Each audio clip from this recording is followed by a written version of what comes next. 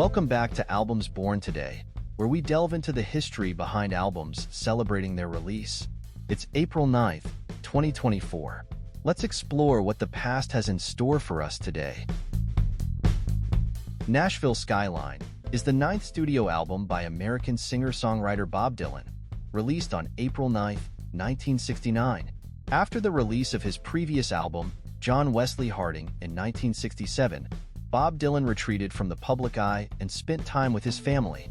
During this period, he became interested in country music and began experimenting with a new sound. Dylan recorded Nashville Skyline in Nashville, Tennessee, between February and March 1969. He enlisted the help of renowned Nashville session musicians, including Charlie McCoy, Pete Drake, and Kenny Buttrey, to achieve the album's distinctive country sound.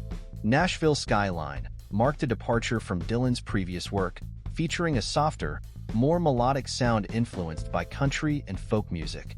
The album showcases Dylan's distinctive voice in a lower register, giving it a more relaxed and intimate feel. Lyrically, the songs on Nashville Skyline explore themes of love, romance, and domesticity, reflecting Dylan's personal experiences at the time.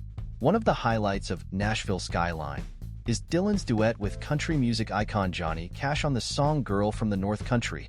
The collaboration between the two legendary artists added to the album's appeal and helped introduce Dylan to a wider audience within the country music community.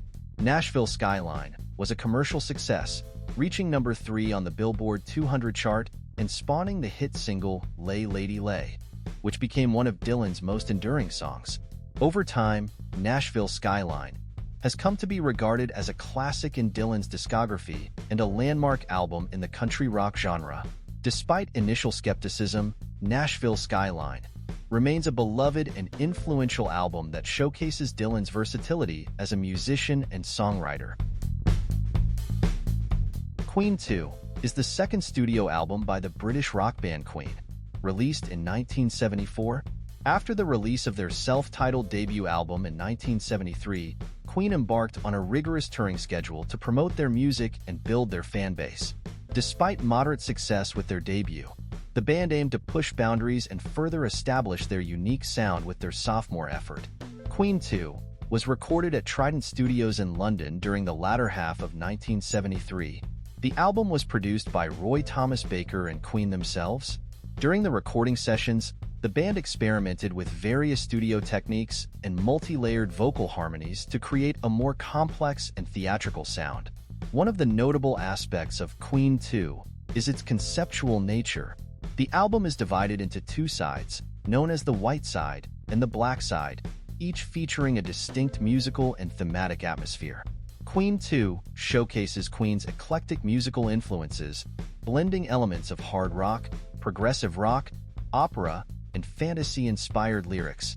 The album's themes explore a range of topics, including mythology, fantasy, and introspection. Lead vocalist Freddie Mercury's dynamic vocal performances, guitarist Brian May's intricate guitar work, and the band's tight harmonies contribute to the album's distinctive sound. The album's lead single, 7 Seas of Rye, became Queen's first chart hit, reaching number 10 in the UK.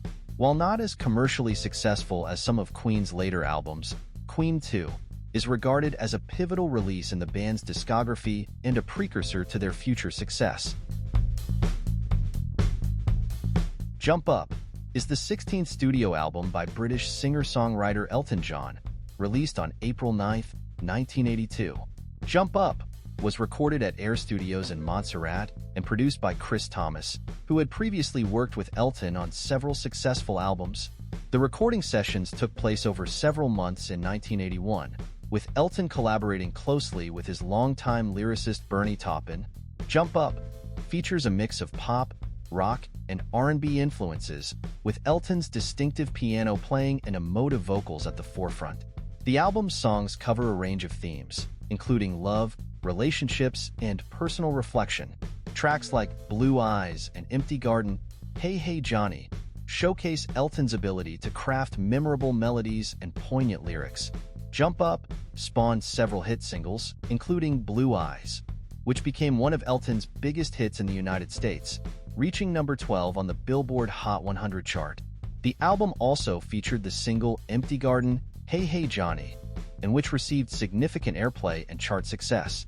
Jump Up received generally positive reviews from critics upon its release, with many praising its catchy melodies, polished production, and Elton's vocal performances. While not considered one of Elton's classic albums, Jump Up remains a fan favorite and a solid addition to his discography. The album's success helped Elton maintain his commercial relevance during a period of changing musical trends and solidified his status as one of the most enduring artists in popular music. Reckoning is the second studio album by the American alternative rock band REM, released on April 9, 1984. Following the release of their debut album Murmur in 1983, REM garnered critical acclaim and a dedicated fan base. Despite limited commercial success at the time, the band's unique sound and enigmatic lyrics attracted attention within the music industry. Reckoning was recorded at Reflection Sound Studios in Charlotte, North Carolina, and produced by Mitch Easter and Don Dixon, who had worked with the band on Murmur. The recording sessions took place in late 1983 and were relatively swift, reflecting the band's desire to capture a raw and spontaneous energy. Reckoning builds upon the jangly guitar-driven sound and introspective lyrics that characterized REM's early work. The album features a mix of upbeat, catchy tracks and more introspective, atmospheric songs, showcasing the band's versatility and songwriting prowess. Lyrically, the album explores themes of love, loss, and existential introspection.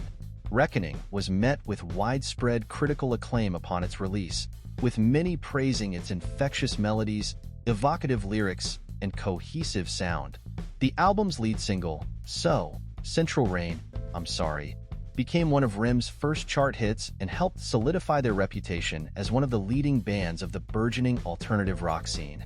Reckoning is regarded as a landmark album in REM's discography and a defining work of the alternative rock genre. Its success helped pave the way for the band's mainstream breakthrough with subsequent albums like Document and Green. The album's influence can be heard in the work of countless artists who were inspired by REM's distinctive sound and artistic vision. Over the years, Reckoning has continued to be celebrated by fans and critics alike as one of REM's finest albums. Its timeless appeal and enduring popularity have cemented its status as a classic of the alternative rock genre, ensuring its place in music history for generations to come. Thanks for tuning in. If you enjoyed this video, don't forget to hit that like button and subscribe for more content. Feel free to leave your thoughts and suggestions in the comments below. Keep the music alive, and we'll see you in the next video.